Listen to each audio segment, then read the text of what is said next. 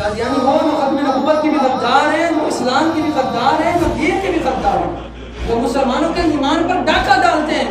میں نے کہا قادیانیوں تم کسی خوش فہمی میں نہ رہنا، یاد رکھنا قادیانی بھی سن لیں اور قادیانیوں کے یار بھی سن لیں، ان کی حمایت کرنے والے بھی سن لیں اور ان کا ساتھ دینے والے بھی سن لیں۔ حضور کے غلاموں نے یہ گردنیں رکھی رسول اللہ کی ختم نبوت کے لیے، حضور کے غلاموں نے یہ گردنیں رکھی ناموس رسالت اور ختم نبوت پر پہرا دینے کے لیے ہے۔ جب تک رسول اللہ کا ایک ہی غلام زندہ ہے ختم نبوت اور ناموس رسالت پر پہرا ہوتا رہے۔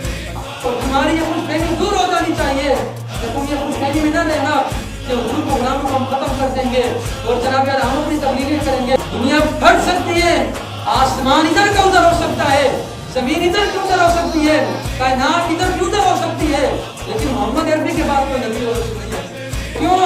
بدلے کا زمانہ لاکھ مگر قرآن نہیں بدلا جائے گا، یہ قول محمد قول خدا، فرمان نہیں بدلا جائے گا۔ اور انشاءاللہ جب تک رسول اللہ کے غلام زندہ ہیں اپنی نبوت کا عالم بھی اس طرح بلند رہے گا، ناموسی رسالت کی بات کس طرح ہوگی اور حضور کی ختم نبوت ناموسی رسالت پر جب پہرے کی بات آئے گی، حضور کے غلاموں پر سب کچھ قربان کر کے حضور کی عزت کا پہرا کبھی بھی حضور کی نبوت پر سوداگری نہیں کریں گے انشاءاللہ۔